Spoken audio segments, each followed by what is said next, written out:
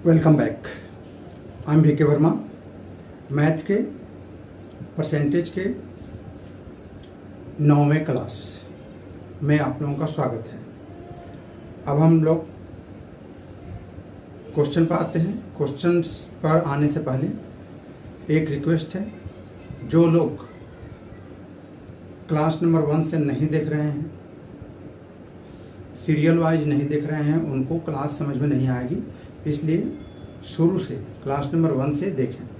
अब हम क्वेश्चन पर आते हैं। क्वेश्चन है, ए और बी के पास 1200 रुपया है। ए और बी के पास 1200 रुपया है। ए अपनी धनराशि का 12% खर्च कर देता है, जबकि बी अपनी धनराशि का 20% खर्च कर देता है। अब उसके पास इतना धनराशि बचती है जो कि संपूर्ण धनराशि का 85% है। ए के पास कितनी धनराशि बची है, इसको हम लोग मिक्सचर एंड एलिगेशन मेथड के द्वारा सॉल्व करेंगे। देखिए कैसे होता है। इसको हम लगाएंगे मिक्सचर एंड एलिगेशन। ए और बी के पास 1200 रुपया है। ए अपनी धनराशि का 12% खर्च करता है। ए एंड बी, ए अपने धनराशि का 12% खर्च करता है, जबकि बी अपनी धनराशि का 20% खर्च करता है। बी के पास जो धनराशि है उसका 20% खर्च करता है। आगे है, अब उनके पास इतना धनराशि बचती है जो कि संपूर्ण धनराशि का 85% है। यहाँ पर ध्यान देना है, यहाँ पे 85% ये जो है खर्च करता है। ये 12% खर्च करता है, 12% खर्च करता है। ए 12% खर्च करता है, बी 20% खर्च करता है।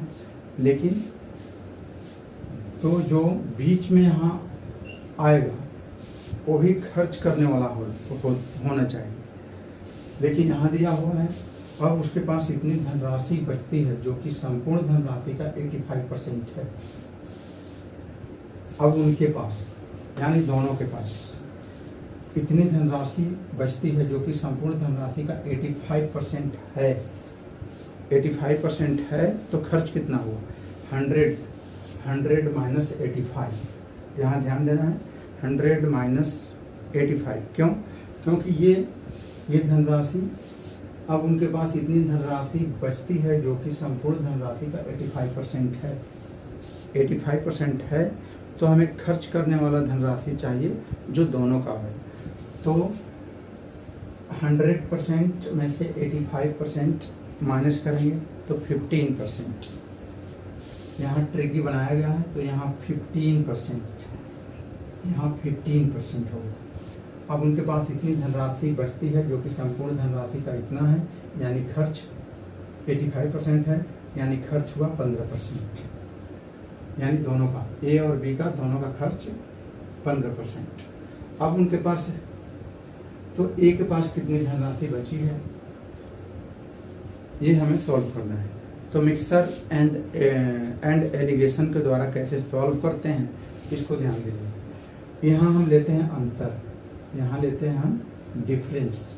जो हम डिफरेंस लेंगे तो देखिए 15 से ये 20 ज़्यादा है और ये 15 से 12 कम है, तो हम 15 से 20, तो 20 में से 15 घटाएंगे, 20% में से 15%, तो यहाँ ये 5 आ गया।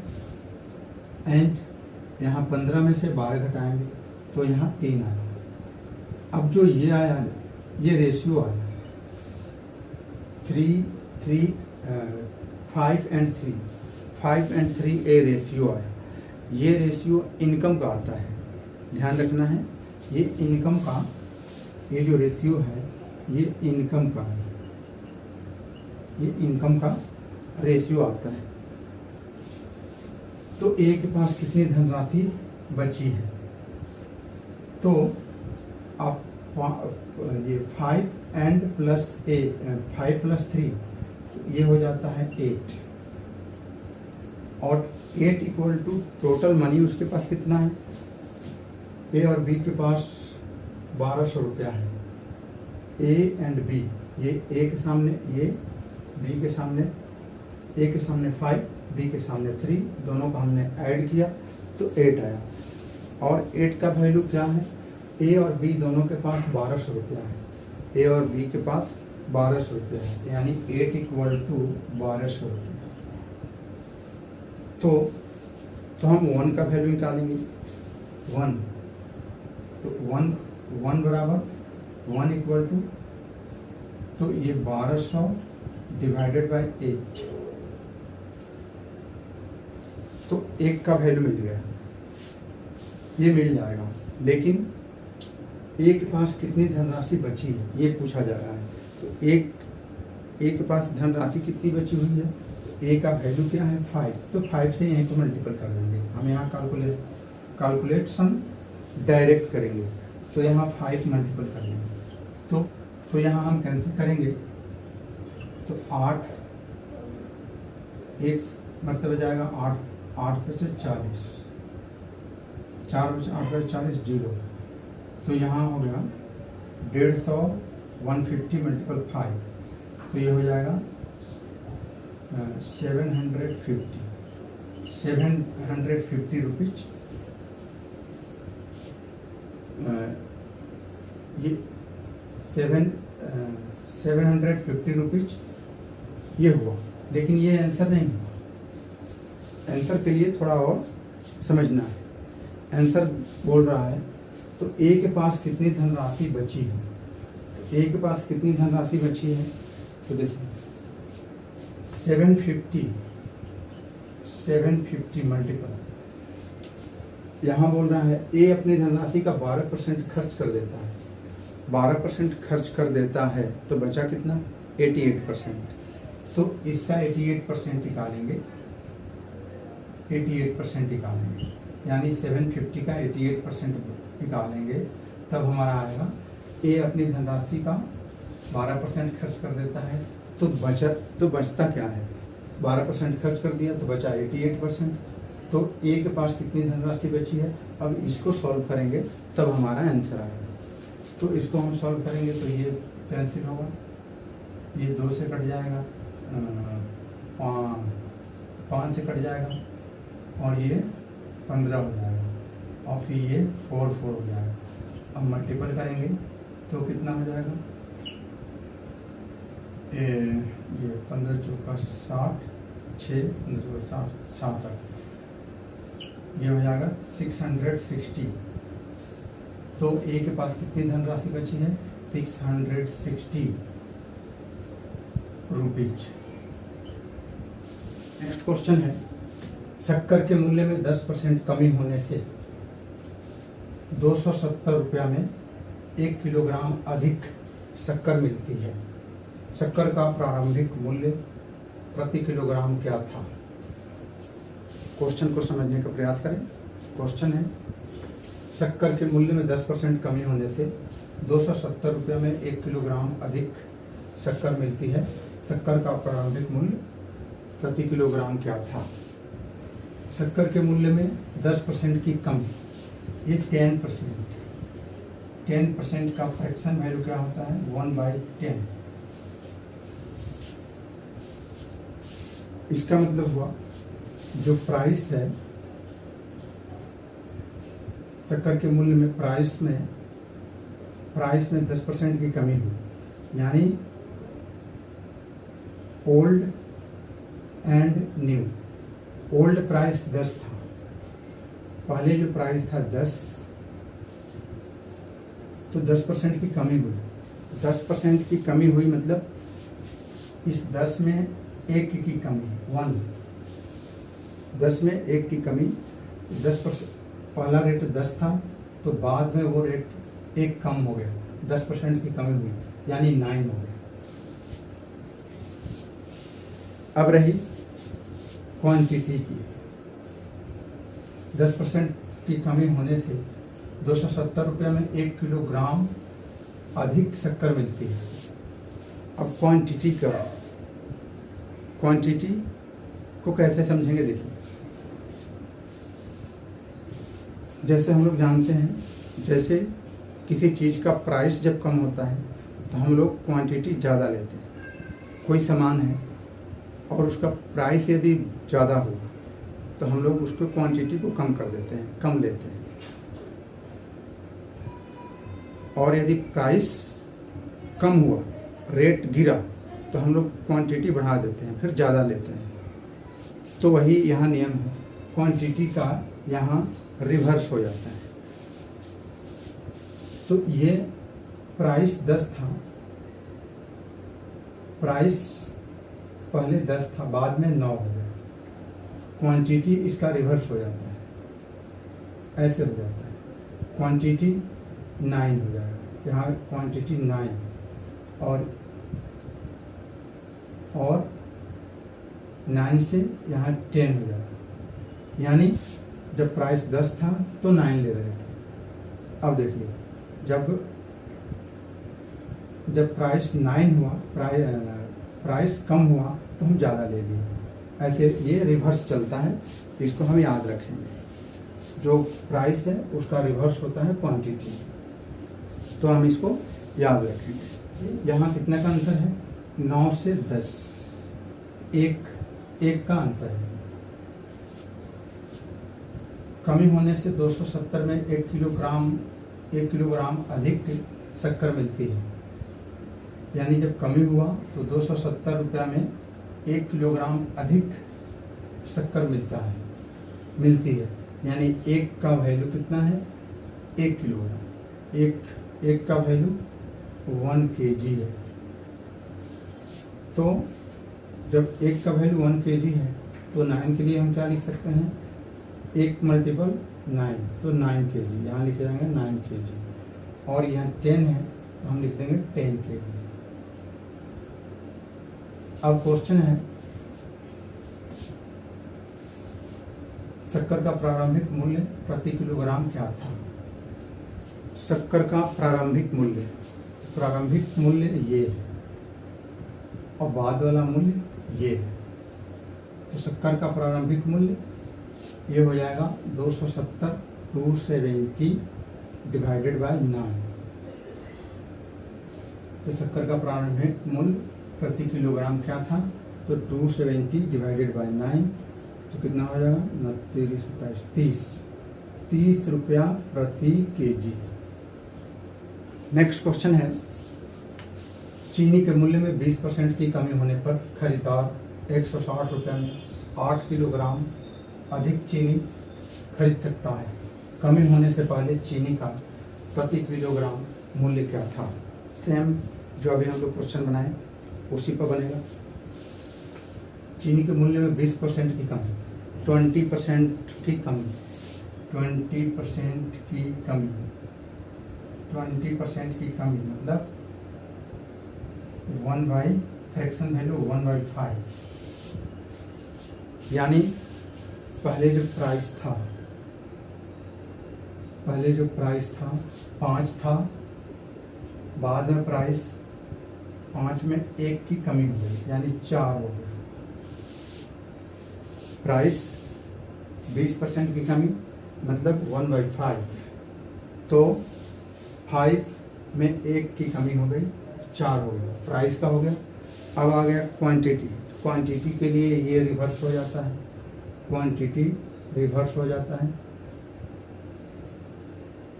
तो ये 4 यहाँ आ जाएगा, 5 यहाँ आ जाएगा। कमी होने पर खरीदार 160 रुपये में 8 किलोग्राम अधिक चीनी खरीद सकता है। अब देखिए यहाँ अंतर कितना का है? 1 का। लेकिन क्वेश्चन में क्या बोला है? ये क्वांटिटी है। क्वेश्चन में है कि 8 किलोग्राम अधिक चीनी खरीदता है, यानी 1 का वैल्यू 8 kg है। 8 kg, 1 का वैल्यू 8 kg, यानी 4 में 8 से मल्टीपल करेंगे तो 8 चौका 32 kg, 32 kg। और 8 में 5 से करेंगे कितना? 8 बचे 40 kg। 40 kg। कमी होने से पहले चीनी का प्रति किलोग्राम मूल्य क्या था? अब पहले कमी होने से पहले प्रति किलोग्राम मूल्य क्या था? तो ये पहले वाला है, ये बाद वाला है। तो अब हमें निकालना है, कैसे निकालेंगे? 160 डिवाइडेड बाय 32, ये पहले वाला है 32। तो अब डिवाइड करेंगे तो ये हो जाएगा 5 से कट जाएगा, तो आंसर हो जाएगा कमी होने से पहले चीनी का प्रति किलोग्राम मूल्य क्या था? तो ये हो जाएगा 5 रुपया प्रति केजी। नेक्स्ट क्वेश्चन है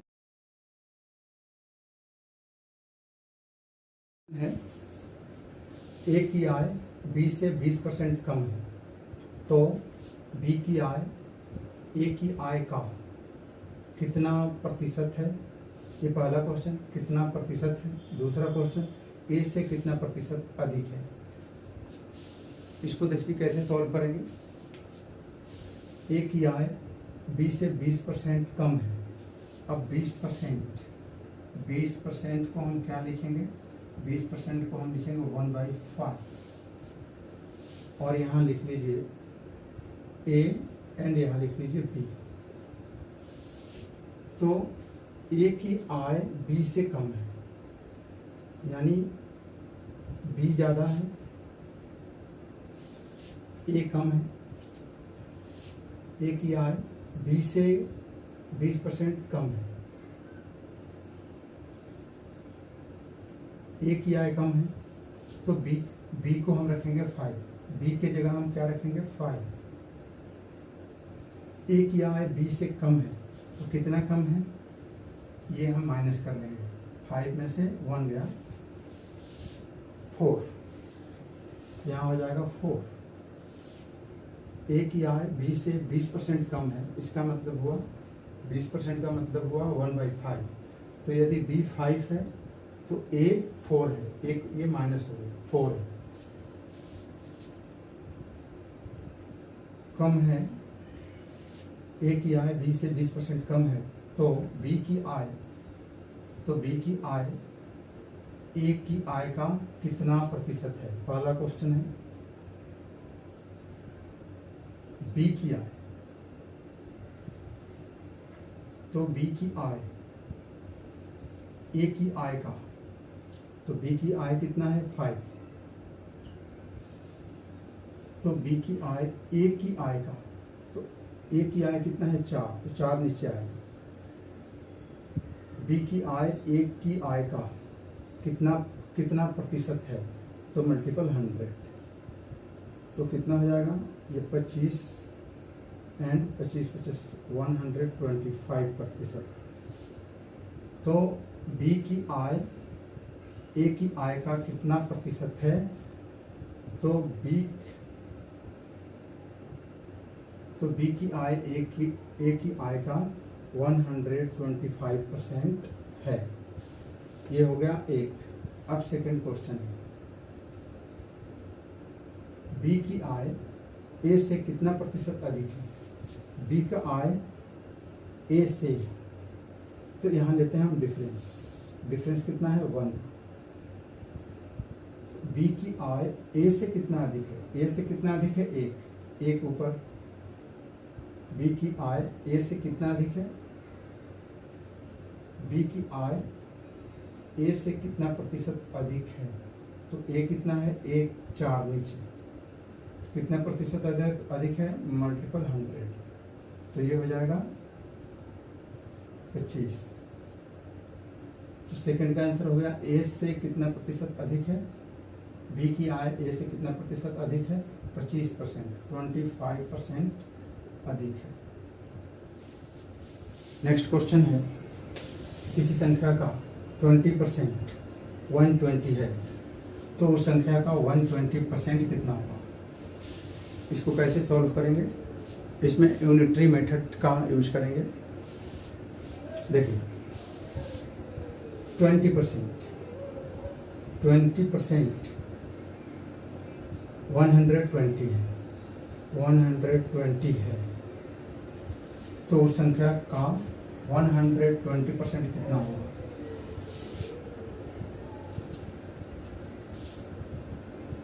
20% 120 है, तो 1% क्या हो जाएगा? 1% क्या होगा? 20 से 1% हुआ, तो ये कम होगा। यूनिटरी मेथड में बताया हूँ मैं।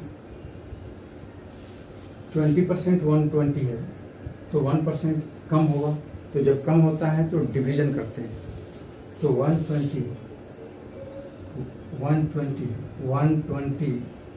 डिवाइडेड बाय 20, ये 1% का वैल्यू बनेगा। 20% 120 है, तो 1% 120/20, लेकिन हमें निकालना कितना है? हमें निकालना है तो उस संख्या का 120% कितना होगा? अब 120, तो इसके जगह हम लिख दिए 120%। तो ये 1 था तो कम हो गया, तो हम डिवीजन किए, अब ये बढ़ गया, अब 120 आ गया। 120% कितना होगा? तो हम मल्टीपल कर देंगे, इसमें मल्टीपल करेंगे, यानी 120 डिवाइडेड बाय 20, ये 1% का वैल्यू है, इसमें हम तो 120% का वैल्यू क्या होगा? बढ़ेगा, तो बढ़ेगा तो मल्टीपल करते हैं, तो यहाँ मल्टीपल 120 से मल्टीपल करेंगे तो हमारा आंसर आएगा। तो ये कटेगा 6 से, तो ये मल्टीपल हो जाएगा 72 और 1 0, 720। किसी संख्या का 20% 120 है, 20% 120 है, तो उस संख्या का 120% कितना होगा? 120% 720 होगा। 720 is the correct answer. Next question है, यदि P का P परसेंट 36 है, तो P किसके बराबर है? क्वेश्चन को हम लोग फॉर्मेट कर लेते हैं। P का P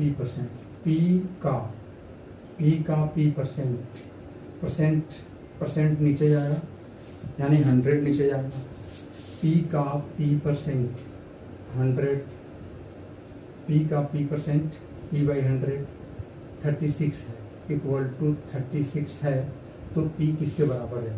तो P का वैल्यू ज्ञात करना है, P का वैल्यू निकालना है। तो देखिए, अब ये क्या होगा? ये मल्टीपल होगा और ये मल्टीपल होगा, तो क्या हो जाएगा? ये P² हो जाएगा। P multiple P square equal to 100 में और 36 से मल्टीपल होगा, तो ये हो जाएगा 36 and 00। तो P किसके बराबर है? तो P का वैल्यू निकालना है, तो P का हम वैल्यू निकालने जाएंगे, तो ये अंडर रूट हटेगा, यहाँ ये स्क्वायर हटेगा, तो स्क्वायर हटेगा तो यहाँ अंडर रूट लग जाएगा। जब ये स्क्वायर हटाएंगे तो यहाँ अंडर रूट लग जाएगा, तो जब अंडर रूट लग गया तो P का वैल्यू कितना हो जाएगा? अब ये इसको हटाना है, तो कितना हो जाता है इसका? 3600 का कितना हो जाएगा? ये हो जाता है 60 × 60, तो P का वैल्यू क्या हो गया? ये 60 इज द करेक्ट आंसर। यदि P का P परसेंट 36 है, तो P किसके बराबर है? P equal to 60 is the correct answer. Then class, इस क्लास में इतना ही, फिर अगले क्लास में मिलते हैं। Thank you for watching this class.